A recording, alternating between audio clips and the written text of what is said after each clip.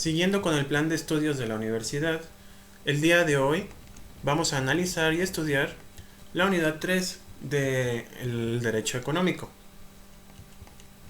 y que corresponde al derecho económico en los distintos sistemas económicos sociales. Y para ello hay que definirlo, es decir, ¿qué es el sistema económico? Nuestro autor señala que es el conjunto de estructuras, relaciones e instituciones complejas que resuelven la contradicción presente en las sociedades humanas ante las ilimitadas mejor dicho, necesidades individuales y colectivas, y los limitados recursos materiales disponibles para satisfacerlas. Tal es el conocido principio de escasez. Si nosotros como individuos hacemos una retrospectiva de cómo somos, qué habilidades tenemos y qué aptitudes tenemos, podemos definir qué es lo que realmente tengo y qué necesidades debo de satisfacer. Así, por ejemplo, se puede intuir que si yo quiero lograr algo, es decir, una casa, un auto o una estabilidad en mi vida, debo empezar por reconocer cuáles son mis recursos. Si yo ya tengo una licenciatura, tengo un conocimiento amplio de una materia en particular, o puede ser también alguna habilidad técnica, y repito, mi objetivo es, por ejemplo, comprar una casa, es preciso conocer cuáles son mis opciones. Si mis habilidades en conjunto me permiten obtener un ingreso de 10,000, 15,000 pesos, debo de buscar la manera en satisfacer las necesidades primarias, que son alimentación, todas las que implican la subsistencia ordinaria, y posteriormente planificar u organizar el dinero sobrante. Podríamos organizarlo para hacer una estrategia en donde primero, no sé, rentáramos una casa e ir juntando el dinero para poder obtener un crédito, o ver también la opción de que en el trabajo quizás tenga la posibilidad de comprar una casa. Y nosotros lo que hacemos es, en teoría, lo tenemos que organizar, administrarnos, para decirlo de una manera más correcta.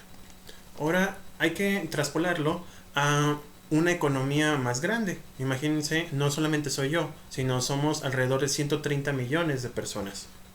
Y la persona indicada, valga la redundancia, para poder realizar esta administración no es uno, sino el gobierno o la autoridad que fue elegida democráticamente por los otros 130 millones, bueno, aproximadamente a 80 millones de personas que ya cumplieron los 18 años, para decirle a esta persona que es la indicada para administrar los recursos que se le están entregando. Esta autoridad lo que va a hacer es revisar cuáles son las necesidades, tanto individuales como colectivas, que tiene una sociedad, ver cuánto tiene de ingreso, y por último también tiene que ver cuáles son sus actitudes y aptitudes globales. Lo que les decía en sesiones pasadas, si su producción es de minerales, pues hay que explotar los minerales. Ojo, hay que hacerlo conforme a las necesidades del país y no una sobreexplotación. Aquí la diferencia es de que nosotros, para poder administrarnos, generalmente lo que utilizamos son elementos como libros para tomar ideas, o bien apuntamos, hacemos algún relato de actividades, bueno, escribimos en un cuaderno cuáles son nuestras actividades ordinarias, cuáles son nuestros gastos, hacemos un estado de cuenta, balanceamos nuestros egresos con los ingresos, bueno, al revés. Y si se fijan, son herramientas que nos van a permitir lograr nuestro objetivo principal. Es decir, si mi objetivo a corto plazo es tener un carro, pues hay que modificar incluso nuestros hábitos para poder tener suficiente dinero y comprar ese auto. Repito, es exactamente lo mismo de manera macroeconómica. El Estado busca hacer un equilibrio de las necesidades prioritarias de un país y estar, por así decirlo, dejar a un lado por mientras o a corto plazo o a largo plazo alguna situación que no sea tan prioritaria. Revisa sus recursos, ve cuánto es lo que va a necesitar para poder alcanzar su meta del año y en este caso se hace de una herramienta bastante importante, que es nada más y nada menos que un sistema jurídico, que prácticamente es un subsistema de control social que dimana del Estado en forma de normas jurídicas. Disciplina al cuerpo social con base en una ideología de aceptación. Si uno busca comprar algún objeto, como ya he hecho con un carro, repito, nos tenemos que administrar, tenemos que regular nuestras conductas internas, bueno, llámese en la familia, para lograr ese objetivo. Así también nosotros empleamos lo que es el sistema jurídico, que va a regular las conductas que son excesivas o posiblemente excesivas para que nosotros como sociedad logremos ya sea un crecimiento económico o un crecimiento en la producción que va a derivar de lo anterior. Es muy difícil, lo sé, sobre todo en esta época en donde, bueno, no estoy hablando de la pandemia, estoy hablando en general, en donde el libre comercio y la globalización establece ciertas conductas que no son propias del país mexicano, bueno, en este caso de nuestro país, sino que obedece a ciertas conductas o ciertos beneficios a otros países. Por ejemplo, aquellas constructoras o fabricantes de automóviles que se encuentran aquí en México o que fabrican automóviles aquí en México, la verdad su objetivo no es tanto aquí en México. Eso sería como un acto colateral, perdón, en relación con el objetivo original, que es el del país de la fábrica, de la empresa, o incluso un objetivo propio de la propia empresa. Aquí en México, en teoría, no deberíamos estar especulando a que viniera inversión extranjera para que nosotros podamos realizar, explotar nuestros productos y también la mano de obra. Si bien sirve como apoyo para la generación de empleos y también para la transformación de la economía interna, es decir, podemos utilizar incluso esos elementos para poder hacer o generar nuestras propias empresas que sean similares a las que se están utilizando por los demás países, porque a mediano plazo habría la posibilidad de que esas industrias que no son del país, a lo mejor sus objetivos cambian y ya no requieran la mano de obra de nuestro país y se quieran salir del país, provocando así una serie de desempleo. Ahí también hay que estar atentos, las autoridades en este caso, de tratar de regular este tipo de situaciones mediante un sistema jurídico. La verdad es que si lo hay un sistema jurídico para regular ese tipo de empresas, para que no deje en estado de indefensión, si lo podemos decir de una manera, a aquellas personas, si por algún momento pasara, esas empresas se retiraran. Pero la realidad es otra. Así como puse el ejemplo de uno como individuo, el estarse organizando y haciendo planes, la verdad es que en muchas ocasiones, y en ello me incluyo como las personas, que somos un poquito menos organizadas de lo que quisiéramos. ¿Por qué? A lo mejor existen algunos factores que no están previstos para que yo en 5 años, repito el ejemplo del automóvil, pueda obtener ese automóvil.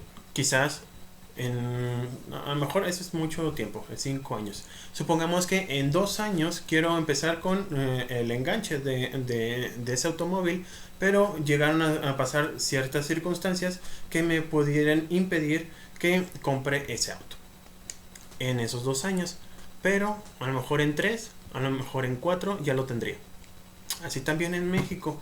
Nosotros lo que hacemos es una planeación que muchas veces no se va a cumplir.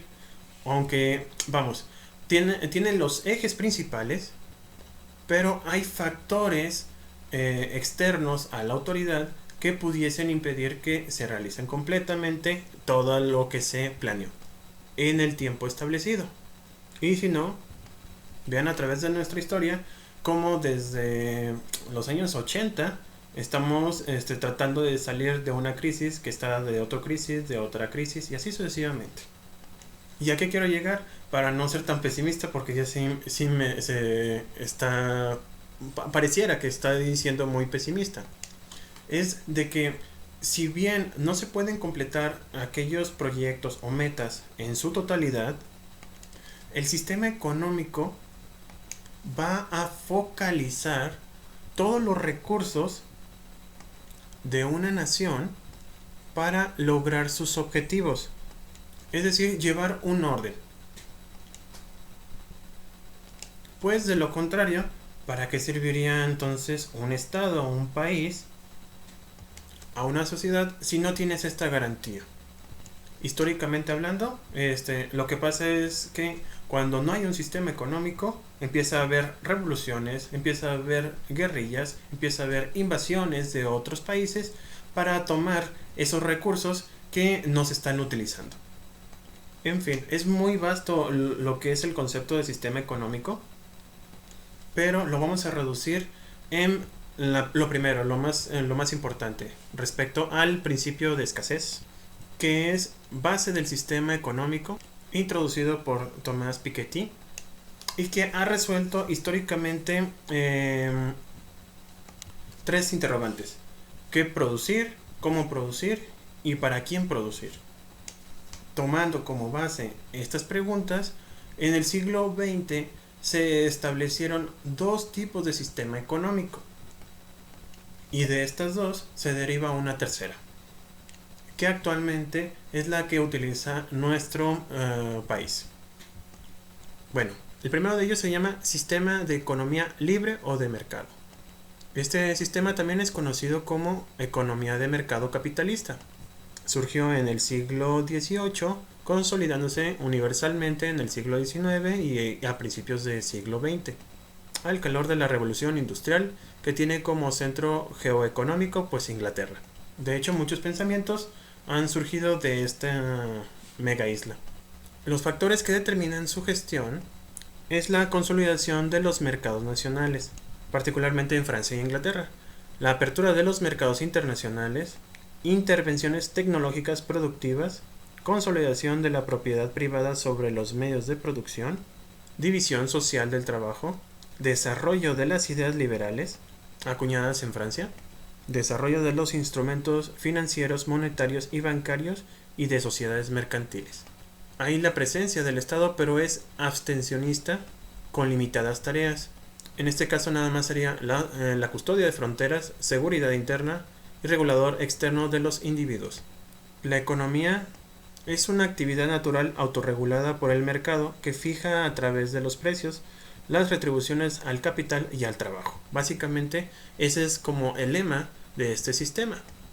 La libertad económica es total, tanto a nivel interno como a nivel de los intercambios entre países. La división internacional del trabajo. Lo que decíamos de cuando una empresa viene a otro país a explotar, por decirlo de una manera, la mano de obra. Este modelo económico tuvo su mayor esplendor en el siglo XIX, experimentando al comienzo del siglo XX diversos desajustes, como crisis, desequilibrio que desembocaron a la Primera Guerra Mundial y en la gran crisis de 1929 a 1930, un poquito más. Fenómenos que atacan en su esencia los principios y características antes mencionadas. Les puse aquí el texto de nuestro autor, pensando que en otra materia me imagino que han de haber tenido derecho económico. Teoría de la economía, ya vieron estos sistemas, pero para los que no se acuerdan, este sistema económico implicaba no ver a las personas como tal, como seres humanos, sino como herramientas y sobre todo una opción dentro de la industria para elaborar. Eran máquinas, básicamente. El problema se centraba en que la autoridad no entraba. ¿Por qué? Por circunstancias muy diversas. La primera de ellas era que las autoridades, al momento de obtener ingresos, no le importaba cómo trataban a las personas, ya que en aquel entonces no existía el concepto de derechos humanos. Es más, hasta en ese momento existía como un incipiente concepto de Estado, pero como tal no había esas ideas de derechos humanos, salvo cuando empezó a haber problemas, cuando empezó a surgir los sindicatos, cuando empezó a elaborarse derechos laborales. A partir de ahí es donde se da cuenta el Estado de que si las personas a quienes está gobernando los están explotando, estas tarde o temprano podrían revolucionarse o podrían hacer conflictos, hacer manifestaciones que propiciaran que la economía se viniera abajo. Es decir, si los elementos o máquinas principales, llamando a las máquinas al contexto que estaba en esa época, dejaban de trabajar, pues obviamente aquella empresa que realizaba o fabricaba algún tipo de producto, pues no lo iba a poder producir, y por lo tanto se venía abajo esa empresa. Los beneficios de este tipo de sistema era, por así decirlo, una globalización en donde había intercambio de productos que satisfacían necesidades de otros países. En efecto, mejoró muchísimo lo que es la economía de aquellos países, sin embargo, con costos humanos. Al grado de que a principios, como establece el texto, a principios del siglo XX, hubo un momento en donde empezó a haber explosiones, empezaron a haber huelgas. La primera huelga, por ejemplo, aquí en México, en la época de Porfirio Díaz, en Cananea, Sonora, allá por, si mi memoria no me falla, 1906, sí, porque después fue la de Río Blanco, implicaba precisamente eso. Aquí en México hubo una revolución industrial muy importante, hubo desarrollo económico muy importante, pero a costa de las personas. Y fíjense qué tan difícil era la situación, que preferían las personas morir que seguir en las condiciones de trabajo en las que se encontraban. Luego entonces el sistema económico libre o de mercado va a satisfacer las necesidades de un país en materia económico con un bajo perfil del Estado, en la que solamente se va a limitar en ciertos aspectos. Por otro lado, encontramos el sistema económico centralmente planificado. Este sistema tiene como fuente de inspiración la filosofía marxista-leninista, que rechaza la propiedad privada sobre los medios de producción y que la reemplaza por la propiedad estatal y colectiva. Este sistema sale producto del anterior sistema. Como les decía, el derecho económico va a analizar un sistema y lo va a tratar de perfeccionar a otro sistema, y este otro sistema va a ser criticado por otro sistema, y así sucesivamente. En este caso, el capitalismo se ve criticado por Karl Marx, y esta crítica se orienta a que la tendencia privada en la producción condena a la explotación a los trabajadores en condiciones de vida muy subsistenciales, pues el salario no corresponde al trabajo efectivamente realizado, existiendo una plusvalía o plusvalor en favor de los empresarios, lo que los transforma en explotadores y clase dominante que controla el Estado e impone su derecho, un derecho burgués, al resto de la sociedad. Esto origina una lucha de clases permanente en el capitalismo, la que terminará con la revolución, en la que los trabajadores socializan la producción, toman el Estado e imponen un nuevo orden jurídico, el derecho socialista. Hay mucha verdad en estas palabras, sobre todo en la materia de explotación. Sí, pero bueno, no lo justifico, obviamente, pero la idea de un comerciante es obtener ganancias. Esa es su naturaleza y esa ha sido su actividad desde que se originó. Es decir, sin, hasta el propio código de comercio señala que un comerciante será aquel que hace del comercio su vida diaria, y el comercio implica obtener siempre algún beneficio de la venta de algún producto. Eso también lo trasciende, mejor dicho, sí, lo trasciende e incluso hacia sus trabajadores. Si un producto lo puede vender o lo está vendiendo en 10 pesos, pero la producción correspondiente son 5, esta persona va a tratar de que se reduzca a un 4 o hasta 3 pesos, bueno, hasta lo más ínfimo posible para poder obtener más ganancias. El problema es o serán los derechos humanos. Ahí es el punto medular de equilibrio y es lo que trata de decir en la filosofía marxista respecto a la explotación laboral. Es decir, va a haber malos los empresarios porque en efecto el hecho de que traten de buscar mayor ganancia a costa de las personas que le están produciendo, y si estas personas las puedes desechar como objetos, no le está dando su grado de dignidad que tienen los seres humanos. Los ve, repito, como un objeto. Y Karl Marx, ya después abanderándose con su ideología Lenin, buscan solucionar este problema. Como ven que no, si sigue el sistema económico libre o de libre mercado, si sigue a través de la historia, es que tarde o temprano va a haber una revolución. Lo que les decía de las huelgas, preferirían morir las personas antes de seguir trabajando o de seguir siendo explotadas, porque al final de cuentas van a morir así. Luego entonces se hace una idea de un nuevo sistema económico en donde todos van a aportar algo a la propia sociedad a través de un pacto, es decir, todos aplicando lo que es el contrato social. También ellos señalaban que el hecho de que todos aportáramos, ya sea terrenos, producción, tecnología, conocimientos, no habría una clase que explotara a la otra, sino que todos lo harían con el gusto, por decirlo de una manera, para poder producir recursos, en este caso producir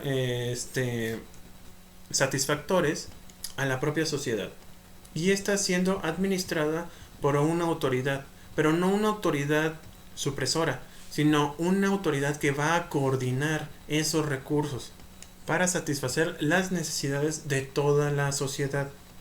El primer país que siguió esas directrices ideológico-políticas fue Rusia, pasado la Revolución de Febrero, precisamente en 1917. Tras la caída de los Romanov, se instaura en Rusia este tipo de sistemas económicos. Posteriormente, se empieza a formar el bloque socialista, o le llamamos la Unión Soviética, la cual hasta la fecha ya no existe. ¿Cuáles son las características de este sistema económico? La propiedad social sobre los medios de producción. Nadie es dueño de nada, sino más bien todos somos dueños de todo. El gobierno como coordinador va a planificar la forma en que se van a explotar los recursos del país. Y si por alguna razón se requiere de alguna materia prima u objetos necesarios para producir los recursos del propio país, el Estado va a monopolizar el comercio exterior. Es decir, si por alguna razón se requieren algunos medicamentos, por decirlo de una manera, va a ser a través del gobierno quien va a llegar a ese producto al país y va a poder proteger a toda la sociedad. O bien, si requiere algo más que no se pueda producir en el país, el Estado es el que va a realizar las gestiones necesarias para que todos, en teoría, todos tengan la posibilidad de obtenerlo. Rígido control de cambios. Ese, pues, ¿qué les puedo decir, verdad?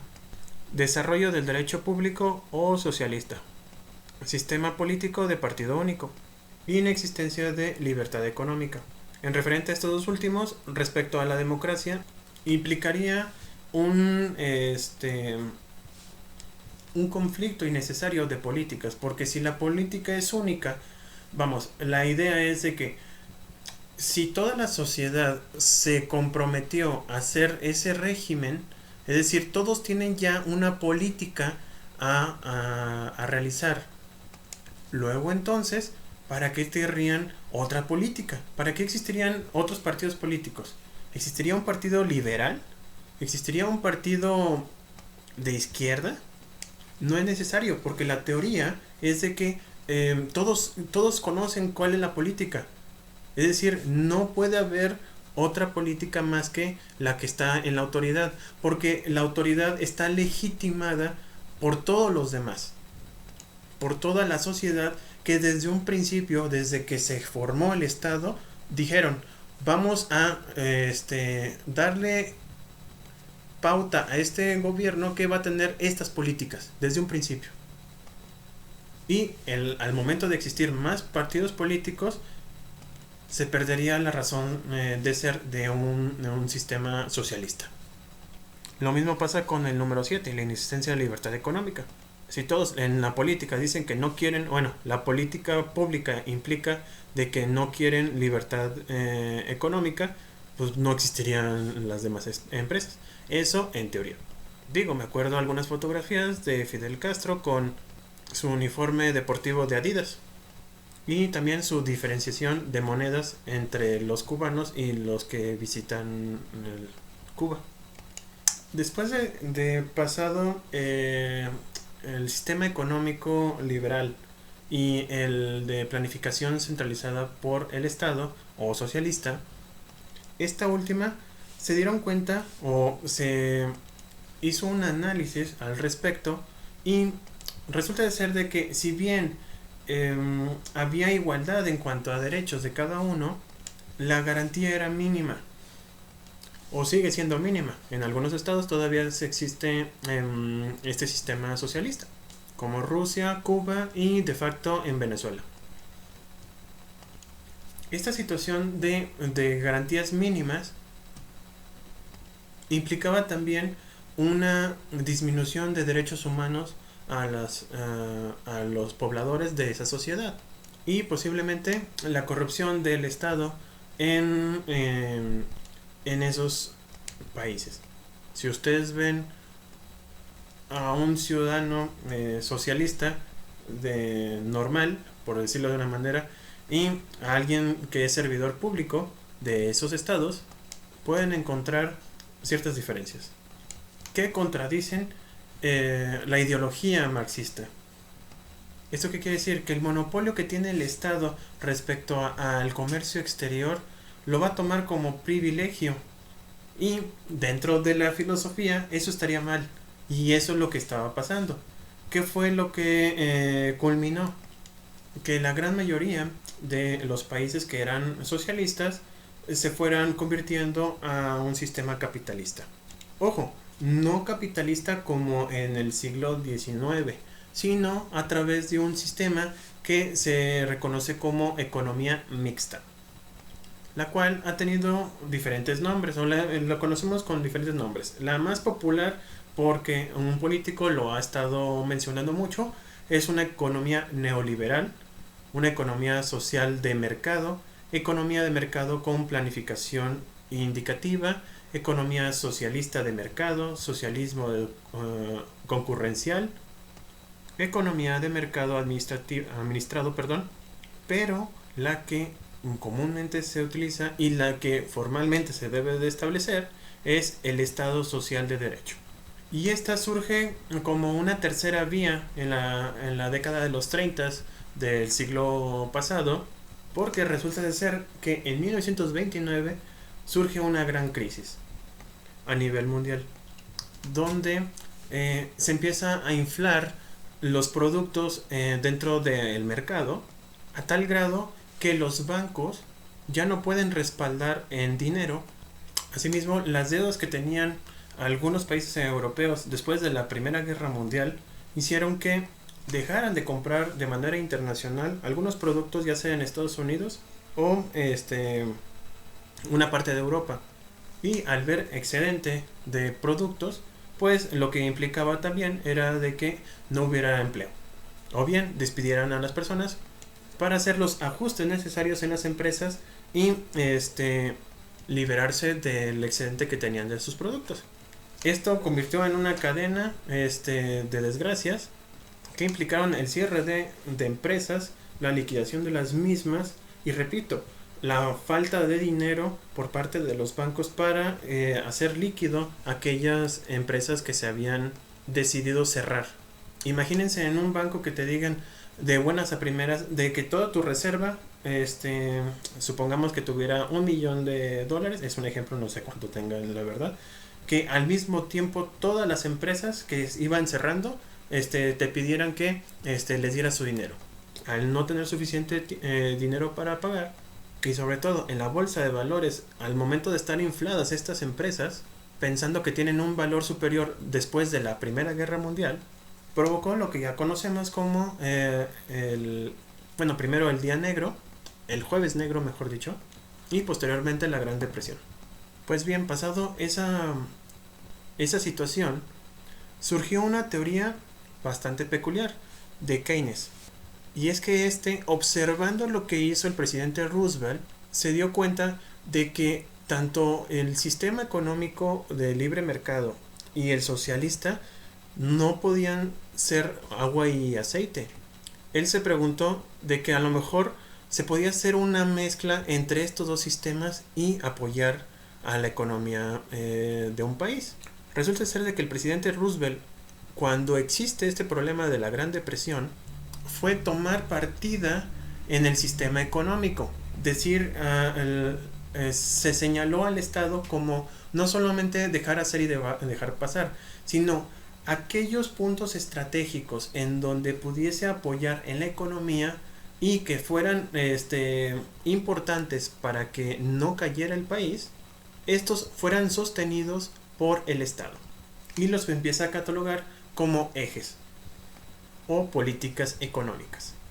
Es decir, la toma de decisiones importantes en un país para que haya desarrollo económico. Si lo que faltaba era empleo, lo que hizo el presidente Roosevelt es contratar a todas las personas que estaban no todas, porque en ese entonces no tenían suficiente dinero para poder realizar esos gastos, pero sí en aquellas industrias, en aquellas necesidades prioritarias dentro del sistema económico, o mercantil mejor dicho, fue donde empezó a contratar gente. Es decir, si las empresas necesitaban llevar de un punto a otro, en este caso de Nueva York a California, este producto, lo que se empezó a realizar por parte del Estado es generar caminos, generar vías del tren, generar todo lo necesario para que ese mercado diera flote y pudiera apoyar, si los apoyaban las empresas, su idea era, yo te apoyo y tú después me vas a apoyar con mi economía. Con las reservas que tenía Estados Unidos para producción, en este caso de sus recursos, los fue invirtiendo, por decirlo de una manera, a la producción, al empleo de aquellas personas que lo necesitaban. Y una vez que estuviera bien sostenida el sistema económico de Estados Unidos, es decir, ya echado a andar, lo que hacía era buscar otro punto estratégico para también emplear gente y así también apoyarlos. La sociedad estaba agradecida por lo que había realizado y los empresarios empezaron a mejorar en cuanto a sus finanzas y volvieron a contratar gente. Es decir, aquellas personas que habían sido contratadas por el gobierno, posteriormente fueron contratadas por estas empresas.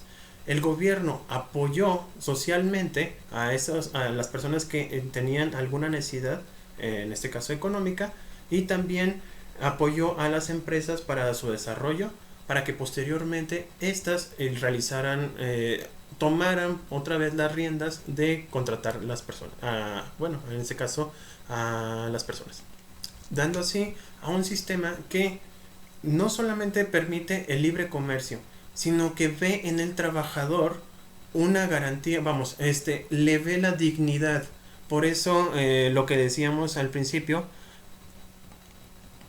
como un Estado social de derecho. Es decir, todos nosotros tenemos la posibilidad de contratarnos y los empresarios de contratarnos. Pero aquellos aspectos en donde empieza a haber una transgresión de límites de dignidad humana, ahí es donde tiene que intervenir el Estado y proteger a los trabajadores. Los pioneros de este sistema fuimos nosotros los mexicanos en 1917, pero nunca lo aplicamos sino hasta después de la crisis de 1929. Bueno, para nosotros nos llegó hasta 1932. Y la aplicación de este sistema neoliberal fue hasta 1936 con una ley que se llama expropiación, no sé si la conozcan. Fue en 1936, la cual se utilizó para que en 1938 se realizara la primera expropiación petrolera. Bueno, la única. Y a partir de ahí, nuestra constitución ha estado, no digo en la cuerda floja, pero ha estado moviéndose de un sistema mixto. Y en ese sistema mixto está a veces del lado neoliberal, es decir, digo, al lado liberal, y otras veces ha estado del lado socialista. En los años 50 y los 60, a mediados de los 60, antes de Díaz Ordaz, vivimos una época más liberal. Después nos fuimos, no tan radicalmente, pero sí en un sistema un tanto socialista, en donde el Estado casi era dueño del comercio exterior e impulsaba, entre comillas, las empresas nacionales. Las empresas que iban a apoyar en lugares estratégicos, también entre comillas, para darle empleo a los mexicanos. Después de esto, hasta que llega la crisis de los 80, se vuelve a equilibrar todo con Carlos Salinas de Gortari. Equilibrar me refiero a que ya el Estado empieza a deshacerse de aquellas empresas que no son estratégicas o prioritarias. Por una parte, porque era muy mal administrador. En segundo término, fue uno de los criterios o requisitos internacionales para que le prestaran dinero a México. Y podemos hacer un montón de críticas al respecto. Lo sé y tienen razón. Y pasamos con Cedillo, con Fox, con Calderón, con Peña Nieto. Y ahorita, si se fijan, ahora nos estamos yendo otra vez al lado socialista. Y quién sabe, a lo mejor dentro de otros 6 años vamos a estar otra vez equilibrados. Dentro de las características principales de este sistema económico mixto es la rectoría del Estado en la dirección del sistema económico. Esto es la parte socialista. Creación de un sector público estratégico, también es del sistema socialista. Existencia de empresas privadas, nacionales y extranjeras, del lado liberal. Áreas económicas concurrenciales o privatizadas, también lado liberal. Aceptación parcial y regulada de los los mecanismos del mercado, perdón. Este también es mixta. Es decir, existe el mercado, pero está sostenido por normas de la autoridad. Liberación parcial del comercio exterior. Para eso tenemos nuestras aduanas. Servicio público en salud, seguridad social, etc. Si se fijan, nosotros tenemos salud pública y privada. Nos garantiza el Estado la salud, pero tenemos la opción de salud privada y la libertad individual empresarial.